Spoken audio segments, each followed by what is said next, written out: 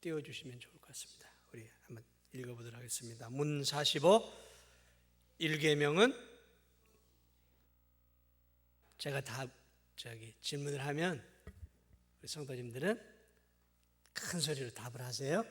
자, 1계명은 무엇입니까?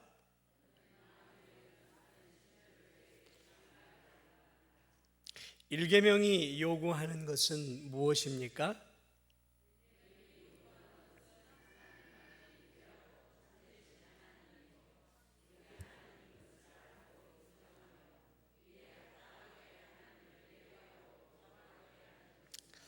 다시 1계명의 46번 답을 다시 한번 읽어보죠. 1계명이 요구하는 것은 하나님만이 유일하고 참되신 하나님이요 우리 하나님인 것을 알고 인정하며 이에 합당하게 하나님을 예배하고 영화롭게 하는 것입니다. 문 47 제가 읽습니다. 1계명이 금지하는 것은 무엇입니까?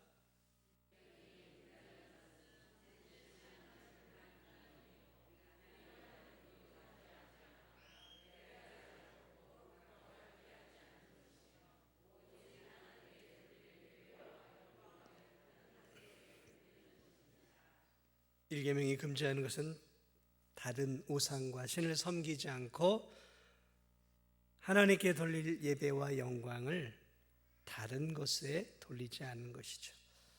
문 48번 읽습니다. 제가 1계명에서 나 외에는 이란 말이 특별히 가르치는 것은 무엇입니까?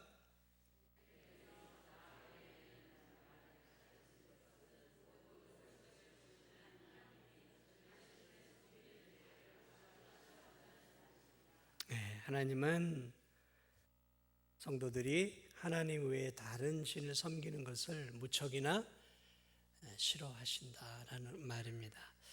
자, 오늘은 10계명 가운데 1계명을 여러분과 함께 좀 나눠보겠습니다. 1계명부터 여러분 10계명 다 외우시죠? 외우세요? 네, 외우고 있어야 되는 거예요. 네, 오늘부터 외우셔도 괜찮아요. 1계명이 뭐예요? 나 외에는 다른 신을 섬기지 말라. 이거는 아무리 머리가 나빠도 아무리 나이가 많으셔도 이 10계명을 외우셔야 돼요. 아직도 안 외우셨어요? 우리 진도중학교 이 저녁 예배 정도에 나올 수준이면 저는 다 10계명까지 다 암기했으리라 저는 믿습니다. 믿습니다? 네. 목사님 저는 한두 개가 헷갈리는데 괜찮아요. 헷갈리는 부분 계속 이거는 알고 있어야 돼요. 이건. 자, 나 외에는 다른 신을 섬기지 말라. 1계명부터 이제 10계명까지 쭉 있지 않습니까? 어느 계명이 제일 중요할까요? 똑같을까요? 아니면 더 중요한 계명이 있을까요? 자, 한번 손을 들어볼까요? 다 중요하고 다 똑같이 중요하다. 1계명이 제일 중요하다. 네, 손 내리세요. 1계명이 제일 중요해요. 물론 1계명부터 10계명까지 다 중요하죠. 그런데 1계명이 제일 중요해요. 제일 중요해요. 여기서부터 10계명이 시작이 되는 거예요.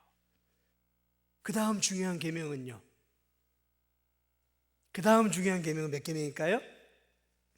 2계명이에요. 그 다음은요? 이제는 쭉 나와야죠. 그 다음은요? 4계명이에요. 이렇게 순서가 되어 있어요. 1계명부터 4계명은 하나님과의 관계예요. 하나님과의 관계.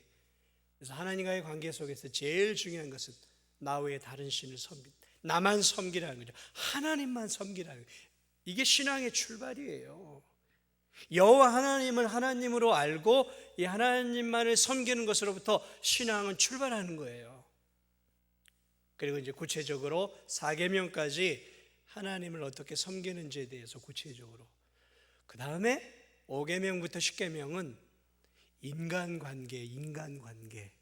인간관계에서 제일 기본이고 제일 중요한 게 어떤 관계일까요? 부모를 공경하라. 맞아요. 그게 하나님과 연결이 되어 있기 때문에 그런 거예요. 부모가 하나님이고 제일 높아서가 아니라 원래 이 부모라는 것은 하나님의 대리자로 자식들 앞에 세워놨거든요. 그러니까 하나님은 부모를 통해서 하나님을 자식들에게 보여주는 거예요. 그러니까 자식은 누구를 통해 하나님을 아냐면 부모를 보면서 하나님을 알게 되어 있는 거예요. 원래 하나님이 그렇게 만들어 놨어요. 그러니까 부모 노릇 잘해야 됩니까? 엉망으로 해야 되겠습니까? 잘해야 돼요. 하나님의 모습을 보여줘야 돼요. 그거 실패하니까 자식들이 뭐 하나님, 우리 부모님처럼 엄격하고 무서운 하나님이야. 하나님은 사랑이 별로 없어. 하나님 인색해, 깍쟁이야. 왜 그런 것들이 생겨났을까요? 부모를 통해서 생겨날 가능성이 많은 거예요. 우리 부모님은 사랑이 너무 많아. 근데 하나님은 함부로 돼. 이게 뭐냐면 부모가 사랑은 많이 줬는데 엄격하고 공정하고 권위를 잃어버리게 되어지면 하나님을, 사랑의 하나님을 가볍게 여길 수 있어요. 그래서 부모가 굉장히 중요해요. 그래서 인간관계에 가장 중요한 것은 부모예요. 쭉 이어지는 거예요. 그래서 자, 어쨌든 십계명은 이렇게 1계명부터 배워야 되는 거예요. 왜? 가장 중요한 것부터 배워가는 거니까요. 죄가 뭘까요? 죄는 가치를 잘못 아는 거예요. 다시 말하면 가치관이 잘못된, 우리 가치관이 잘못됐다. 가치관 이런 거죠. 가치라는 말은 내가 중요하게 여기는 가치를 매기며 사는 거예요. 난 이걸 중요시 여겨, 난 이걸 중요시 여겨. 우리 모두 다 가치를 갖고 있어요. 그런데 죄란 뭐냐? 하나님에게 최고의 가치를 매기는 것이 아니라 인간에게 최고의 가치를 매기는 삶, 이게 죄예요. 그러니까 내 인생의 가장 중요한 가치는 하나님이야가 아니라 내게 가장 중요한 가치는 내 가족이야. 그러면 이건 뭐 하고 있는 거예요? 죄 짓고 있는 거예요. 그 다음에 중요한 가치가 뭘까요? 인간을 가치 있게 여겨야 되는 거예요. 두 번째는 인간이죠. 그런데 어떤 사람들은 인간과의 관계를 별로 중요시 여기지 않아요. 사람과의 관계보다는 내게 중요한 건 돈이지, 돈, 물질이지, 권력이지, 힘이지, 인기지. 이게 있어야 내가 사는 것이 하고, 사람과의 관계를 돈과를 연결이 시키고 사람과의 관계를 돈을 얻고 내 유익을 얻는 수단쯤으로 여기는 사람들, 죄 짓는 거예요. 이게 인간을 인간답게 가치 있게 여기기보다는 그런 수단에 불과한 물질과 이런 것들을 인간보다 더 가치 있게 여기는 삶, 이게 죄 짓는 삶이에요. 가치를 어디에 두느냐, 이게 중요하다라는 거죠. 자, 오늘 이 1계명, 우리의 최고의 가치를 어디에 둬야 되느냐, 우리 인생의 목적이 무엇이 되어야 되느냐, 우리는 어디에 우리의 인생을, 내 생명을 쏟아내야 하느냐, 그 가치의 가장 우선을 가르쳐주고 있는 거예요. 그것이 뭐라고요? 나 외에는 다른 신을 섬기지 마라. 그러니까 이것은 뭘 가르쳐주냐, 우리의 인생의 가치관을 가르쳐주는 거예요. 네 인생의 가치관을 어디에 우선 둬야 되느냐, 첫 번째 가치관이에요. 최고의 가치관, 최고의 가치관. 하나님, 나 외에는, 이 나 외에는 말은 다른 번역으로 이렇게 했어요. 내 앞에서요. 내 앞에서 다른 신을 섬기지 말라. 같은 말이죠. 나 외에는. 그러니까 내 앞에서, 제발 내 앞에서, 우리가 다 하나님 앞에 있잖아요. 내 앞에서 좀 다른 신을 섬기지 좀 말아라 라는 거죠. 왜요? 하나님만이 참신인데, 하나님만이 참신인데 참신 앞에서 우상과 헛된 신을 섬기고 있는 것을 하나님이 견딜 수 없어 하신다는 거예요.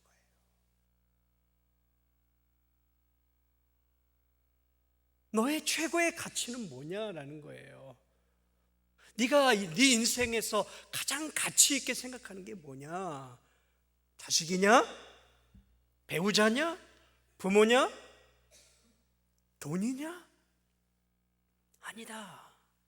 그 모든 것을 너에게 주신 하나님이 네 인생의 첫 번째 인생의 가치다라는 거예요.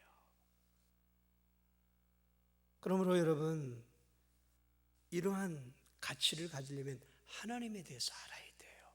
하나님을 내가 모르는데 어떻게 내가 하나님을 내가 내 인생의 최고로 가치 있는 분으로 섬길 수 있겠어요? 하나님에 대해서 모르니까 왜 내가 하나님을 최고로 사랑해야 되고 왜 하나님만을 내가 섬겨야 되겠습니까? 라는 소리를 할 수밖에 없는 거예요. 왜? 하나님을 모르니까. 하나님에 대한 지식이 빈약하니까 하나님을 아는 지식이 너무 얇기 때문에 하나님이 우리에게 요구하는 것들조차도 믿음을 가지면서도 거부감을 느끼는 성도들이 있어요. 그러므로 우리가 이 1계명부터 시작해서 하나님을 알아가려고 할 때 중요한 것은 하나님에 대한 지식을 알기 위해서 끊임없이 애를 써야 되는 거예요. 그런데 성도들이 하나님을 알아가려고 하는 열의가 없어요. 열의가. 내가 이 정도 20, 30년 신앙생활 했으면 많이 안다, 그렇게 보이지 않는 자만과 교만을 갖고 있어요.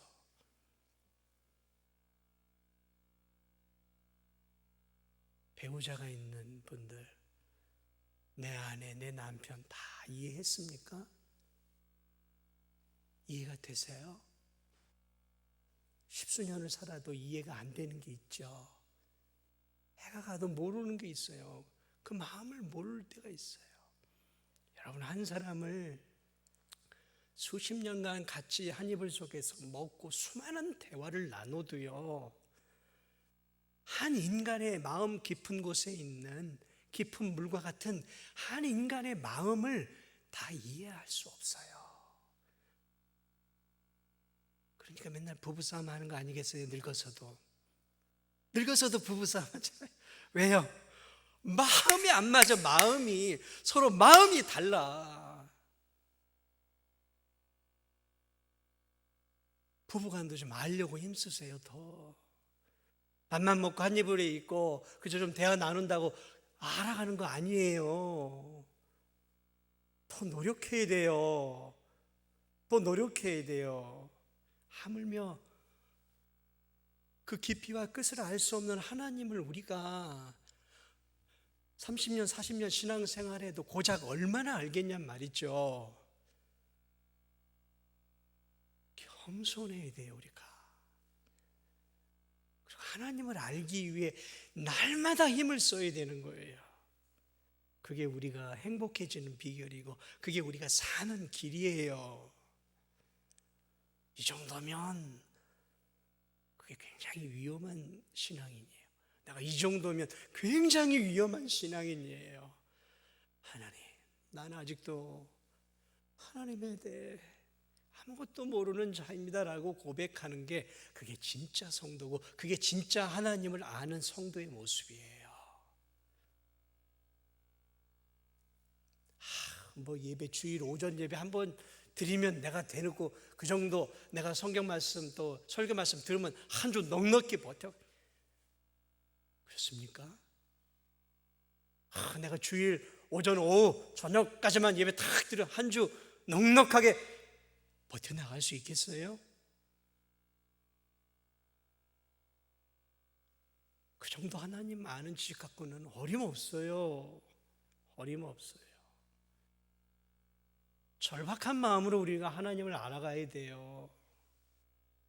그런 마음이 우리에게 있어야 된다니까요. 그런 하나님의 말씀이 나를 자꾸 찔러야 내 허물이 드러나고 내 부족함을 깨닫고 내 무지함과 내 연약함을 말씀을 통해 깨우쳐야 비로소 하나님 앞에 무릎으로 나아가 은혜를 구하는 거예요. 누가 공부를 많이 하고 누가 책을 많이 읽는 줄 아세요? 공부를 많이 한 사람이 더 책을 많이 읽어요. 학식이 높은 사람이 책을 더 많이 읽고요. 지식이 많고 학력이 높은 사람일수록 더 갈급해서 더 많은 시간을 쪼개서 왜 그런 줄 아세요? 배우면 배울수록 내가 부족하다는 것을 알거든요. 그런데 책을 안 읽기 시작하면 나 세상 많이 안다라고 생각해요. 그런데 책을 많이 읽는 사람일수록, 학문이 뛰어난 사람일수록, 박사일수록 손에 책을 놓지 않아요. 나는 부족해. 나는 전문 지식이 아직도 부족해. 나는 아직도 멀었어. 이 전문 지식에 전문가에 도달하려면. 그리고 죽을 때까지 끊임없이 책을 붙잡고 살아요. 저 연세대 명예교수 이 김형석 교수 100세가 넘었어요. 지금도 정정하고 지금도 막 책을 놓지 않고 살아가는 분이에요. 100세가 넘어서도 강의를 다녀요. 왜냐하면 끊임없이 배우거든요. 그러면서 그분이 나는 넉넉합니다. 그렇지.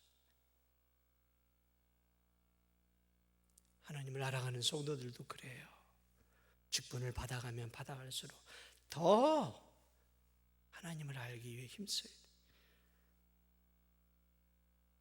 나 외에 다른 신, 하나님은 도대체 어떤 분이실까요? 우리가 믿는 하나님은 어떤 분이실까요? 많은 것들 가운데 우리 크게 한 세 가지만, 하나님은 어떤 분이실까요?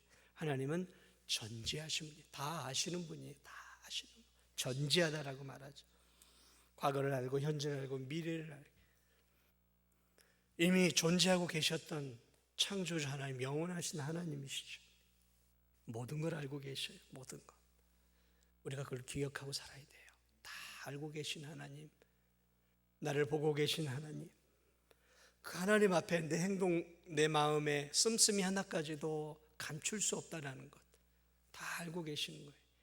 그래서 코람데오, 하나님 앞에 우리가 늘 있다는 것들을 우리가 그런 자세로 우리가 살아가야 하는, 하나님 앞에 있다는. 왜? 하나님 다 보고 계시고 다 알고 계시니까. 내 깊은 속마음도 하나님을 알고 계시니까. 우리가 이것만을 기억하면 훨씬 더 지금보다 죄를 덜 지을 수 있어요. 하나님 앞에, 다 알고 계신 하나님 앞에 신전의식을 가지고 살아갈 때 우리가 죄로부터 점점 더 멀어져 갈 수 있는 거예요.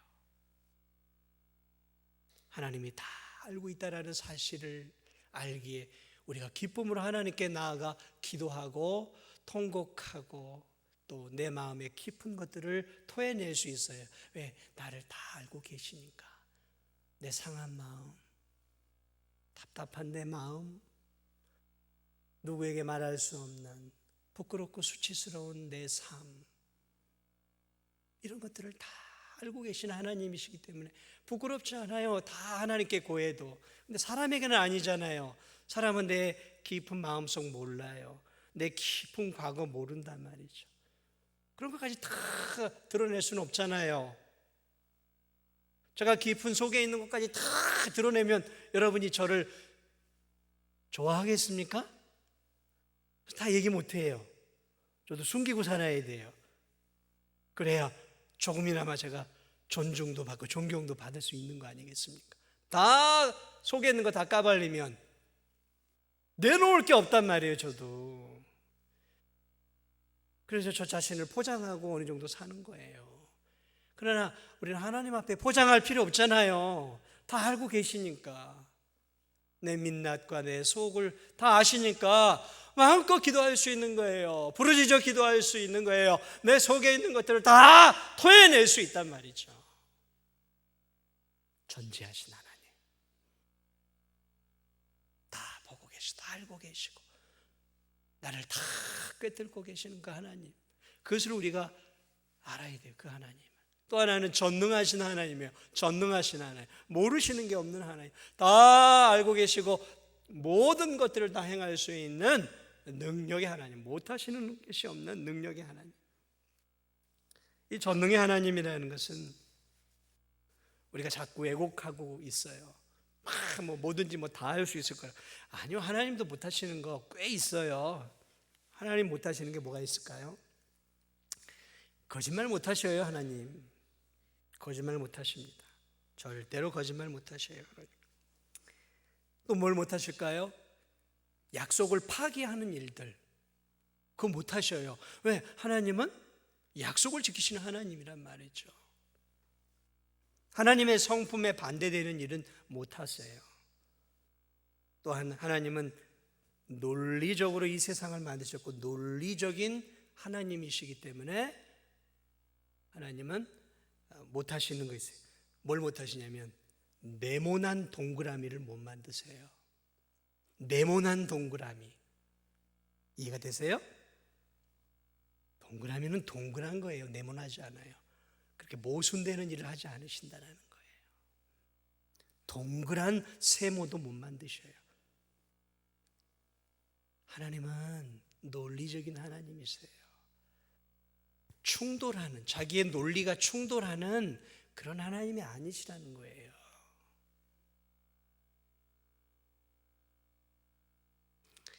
하나님이 전능하다라는 것은 다 할 수 있다라는 의미지만, 전능하다라는 의미 안에는 이런 뜻이 있는 거예요. 하나님은 자신이 계획하신 일들, 자신이 인간들에게 하신 약속을 어떤 환경, 어떤 상황 속에서도 다 이루어내시는 전능하신 하나님이라는 거예요.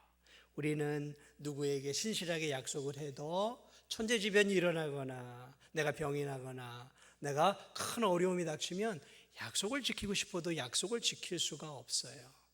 그러나 하나님은 전능하셔서 하나님의 계획은, 창세전에 했던 그 계획은 반드시 하나님의 때에 이루어진다는 것이죠.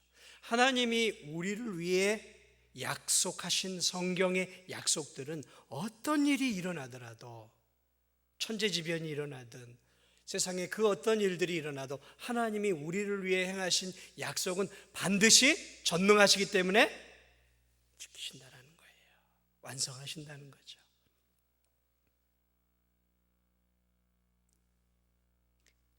마지막으로 하나만 더 하겠습니다. 하나님은 신실하신 하나님이에요. 신실하신 하나님. 신실하다라는 것은 약속을 지키시는 하나님이라는 거죠. 불변하신 하나님, 회전하는 그림자도 없는, 다시 말하면 절대로 변하지 않으시는 그 성품이, 우리를 향한 사랑이, 공의로우신 그 심판의 성격을 갖고 계신 하나님이 변하지 않으신다는 거예요. 그러므로 이런 것들을 알아갈 때, 우리가 이런 것들을 하나하나 더 깊이 알아갈 때 우리가 하나님을 더 사랑할 수 있고, 하나님을 더 확신할 수 있고, 하나님을 더 신뢰할 수 있고, 하나님을 더 의지할 수 있고, 하나님만 바라보며 살 수 있는 거예요. 여러분이 어떤 사람을 믿으세요? 어떤 사람을 신뢰하세요? 어떤 사람을 좋아하세요? 신실한 사람 아닙니까? 약속을 지키는 사람 아닙니까? 진실한 사람 아닙니까? 성실한 사람 아닙니까? 부지런한 사람 아닙니까? 그 모든 게 하나님께 있는 거예요. 그게 하나님이셔요. 그 하나님을 우리가 그 하나님만을 섬겨야 하는 것이죠. 그 하나님만을 우리가 예배해야 하는 것이죠. 그 하나님만을 섬긴다는 것은 예배한다라는 말이에요. 섬긴다는 것은 다른 말로 표현한다면 하나님만을 예배한다라는 거예요. 예배한다. 하나님만을 예배하는 거예요. 우리는 예배한다라는 말, 크게 우리는 두 가지로 생각할 수 있어요. 하나는 이렇게 공적으로 교회에서 드리는, 형식을 갖춰 드리는 예배가 있고, 또 하나는 삶 속에서 드리는 예배가 있다라는 것이죠. 여러분, 예배가 뭘까요? 이 예배라는 개념을 우리가 잘 정리를 해야 돼요. 그래야 교회에서 드리는 예배도 그렇고 삶 속에서 살아가는 삶 속에서 드리는 예배도 우리가 하나님 앞에 바르게 드릴 수가 있어요. 예배가 뭔가, 우리는 보통 예배 생각하면 교회 나와서 11시에 교회 나와서 묵상 기도하고 또 기도하고 설교 말씀 듣고 찬양하고 또 헌금 드리고 뭐 이걸 우리는 이제 예배라고 말하고 있어요. 이걸 예배다. 근데 사실은 이게 예배는 아니에요. 그게 예배가 아니에요. 그것은 우리의 예배를 담아내는 그릇이에요. 잘 기억하세요. 우리가 11시에 드리는 예배 그런 형식들은 그것 자체가 예배가 아니에요. 기도, 설교, 헌금, 찬송 이거 자체가 예배가 아니라 그것은 예배를 담아내는 그릇이라는 거예요. 그릇. 그것 자체가 예배가 아니에요. 담아내는 그릇이란 말이에요. 그러면 예배라는 게 무엇이냐? 예배라는 것은 우리 자신이 하나님을 대면하는 거예요. 하나님을 만나는 거예요. 만나는 거예요. 그리고 하나님을 만나고 그 하나님을 하나님으로서 인정해 드리는 행동이에요. 내가 하나님을 하나님으로서 인정하는 거예요. 하나님이 나의 구주이고 나의 창조주고 나의 인생의 주인이라는 것을 내가 고백하고 그것을 인정하고 그것을 내가 수용하는 행동이 그게 예배예요. 그게 예배라는 거죠. 그러므로 그 예배 시간에 내가 내 마음을 다해서 하나님의 그 하나님 되심을 인정하고 하나님께 존귀와 영광과 내 마음을 하나님 앞에 드리는 거죠. 드리는 거죠. 이게 예배예요. 그것을 어떻게 드리느냐? 기도라는 그릇을 통해서 드리는 거예요. 기도라는 그릇을 통해서 내 뜨거운 믿음에 하나님을 향한 마음을 기도라는 그릇을 통해 올려드리는 것이고, 말씀을 통해서 올려드리는 것이고, 헌금을 통해서 내 하나님을 예배하는 마음을 올려드리는 거예요.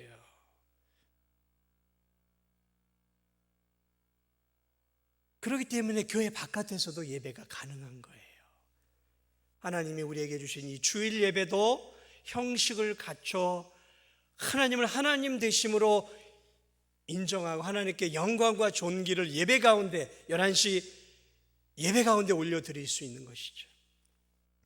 그러므로 우리가 하나님 앞에 헌금을 드리면서도 내가 하나님을 존경하고 하나님이 다 주셨습니다라는 마음이 아니라 아우 아까워 좀 덜 드리면 안 되나? 이런 마음을 가지고 헌금을 드리면 그건 예배가 아닌 거예요. 설교 말씀을 들으면서도 딴 생각을 하고 있고 졸고 있으면 그거는 하나님 앞에 예배를 드리고 있는 게 아니에요. 엄밀히 따지면 예배라는 게 하나님 앞에 존귀와 찬양과 영광을 돌려드리는 건데, 찬양을 드리면서도 내가 딴 생각을 하고 있고 가사는 입에서 나오는데 머리에 딴 생각을 하고 있어요. 그 가사를 통해서 하나님께 영광을 올려드려야 되는데 딴 생각을 하며 가사를 찬양을 하고 있고, 찬양을 하면서도 그저 건성으로 마지못해서 찬양을 하고 있다면 그건 예배를 드리는 게 아니에요. 그 그릇 안에 기도를 했다라는 이유, 찬양을 했다라는 이유로 예배를 드린 게 아니라 기도의 그릇, 찬양의 그릇, 헌금의 그릇, 말씀의 그릇 안에 하나님을 높여드리고 하나님께 영광을 올려드리는 내 마음이 쏟아져 내지 않으면 그를 종교의식을 행했다라고 표현하는 거예요. 종교의식을 했다. 엄밀히 얘기하면 그건 종교의식이지 예배는 아니에요. 그래서 우리가 예배를 드릴 때 집중해서 드려야 되고 마음을 다해서 드려야 되는 거예요. 설교 말씀을 들을 때도 졸지 않으려고 힘을 다해서 하나님이 저 김 목사를 통해 무슨 말씀을 주나 있는 힘을 다해서 제 옷이, 제 눈이 뚫어지도록 저를 봐야 하는 거예요. 찬양을 할 때도 힘과 정성을 다해서 힘을 다해 찬양을 해야 하는 거예요. 그럴 때 예배가 되죠. 헌금을 드려도 작은 헌금을 드려도 내 마음을 다해서 하나님의 은혜에 감사해서 저 예수님 당시에 그 두 렙돈을 드렸던 과부의 마음으로 하나님 내 마음을 다해 정성을 다해 올려드립니다라는 마음으로 올려드리는 그 헌금이 그게 예배가 되는 거예요. 에이 뭐 오늘은 뭐 잔돈이 없네. 에이, 오늘은 10,000원짜리 하나 드릴까? 이 예배가 아니라는 거예요. 이거는 뭐라고요? 종교의식이에요. 종교의식. 삶의 예배도 마찬가지예요. 삶의 예배도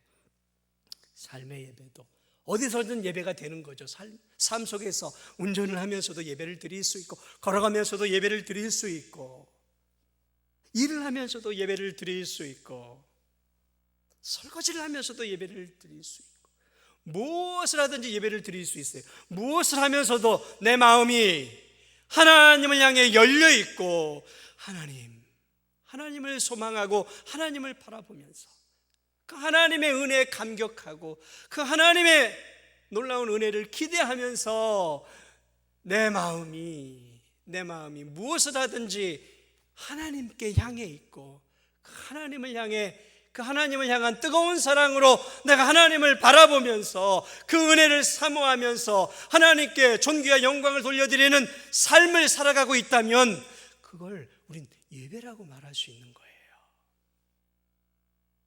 그래서 우리는 어디서든 예배를 드릴 수 있는 거예요. 어디서든 하나님만을 섬길 수가 있다는 것이죠.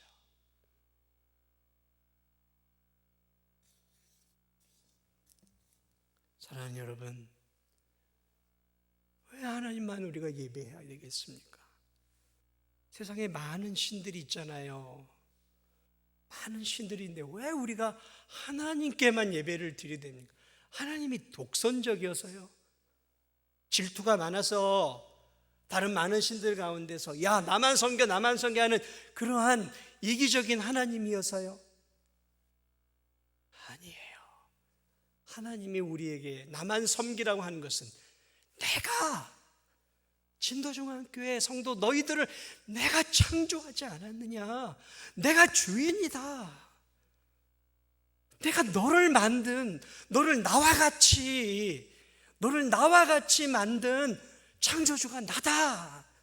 내가 너와 교제하기 위해서 너를 만들었고, 네가 타락함으로 너를 살려내기 위해서 내 독생자 예수 그리스도까지 내가 너를 위해 아낌없이 내 아들까지 기꺼이 내어준 내 아들보다 더 사랑하는 게 너다. 여러분, 이쯤 되면 우리가 하나님만을 섬겨야 되는 게 당연한 게 아니겠습니까? 하나님의 요구가 여전히 부당하십니까? 아니죠. 부모가 자식을 향해서 야 이놈아, 어떻게 다른 부모를 나보다 더 사랑해? 말도 안 되지. 이놈아, 아빠 엄마를 더 먼저 사랑하고 제일 사랑해야지. 남의 엄마 아빠에게 5월 어버이날 때 카네이션 주고 선물 주고 아버지 어머니한테는 전화 한 통하고 끝내. 이 버르장머리 없는 이 불효자식 같은 놈, 이렇게 말할 수 있어요, 없어요?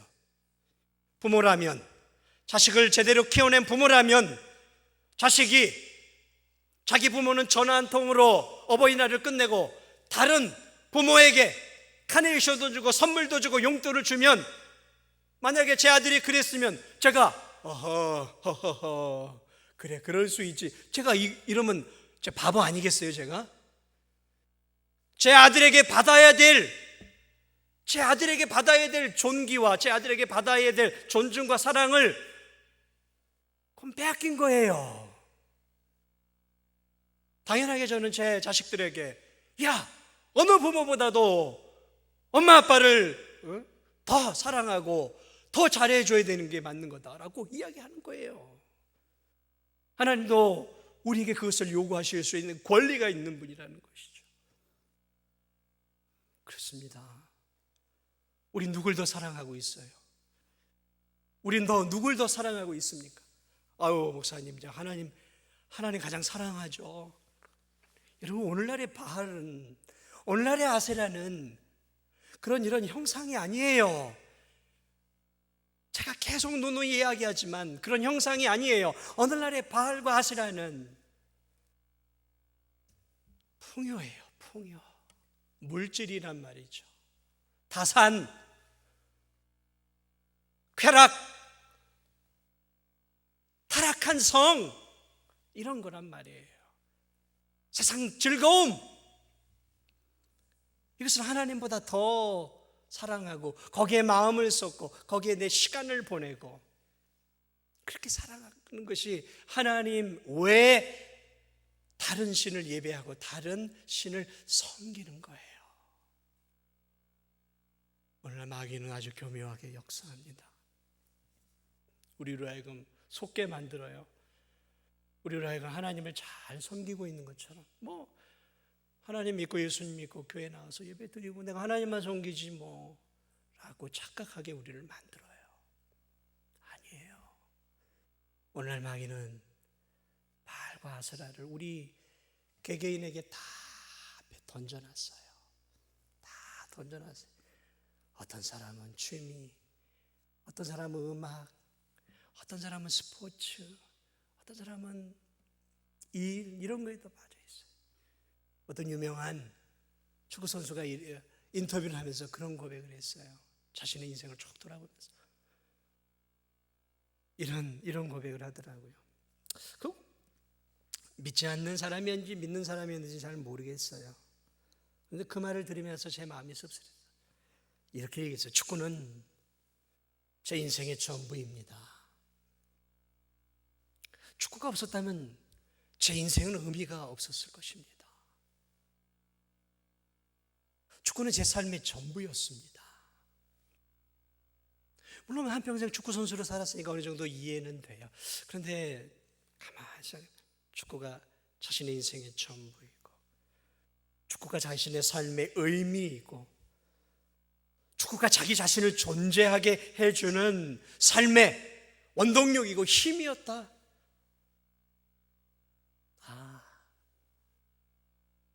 저 스포츠 선수에게는 축구가 우상이구나.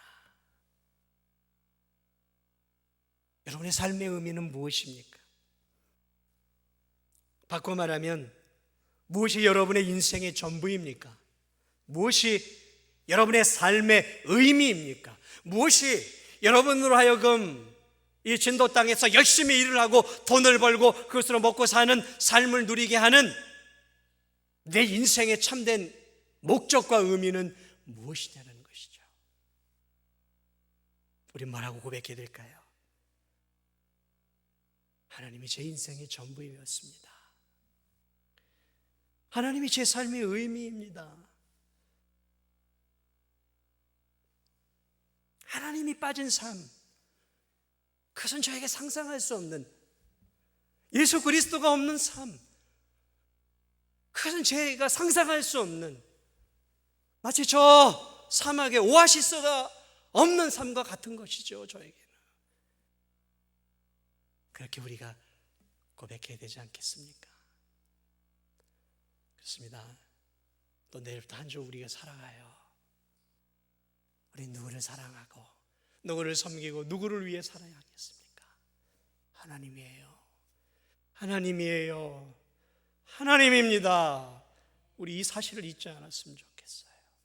이 사실을 기억하고 정말 하나님을 우리 인생의 최고로 사랑하면서 믿음으로 사랑하는 우리 성도님들이 다 되시기를 주님의 이름으로 축복을 드립니다.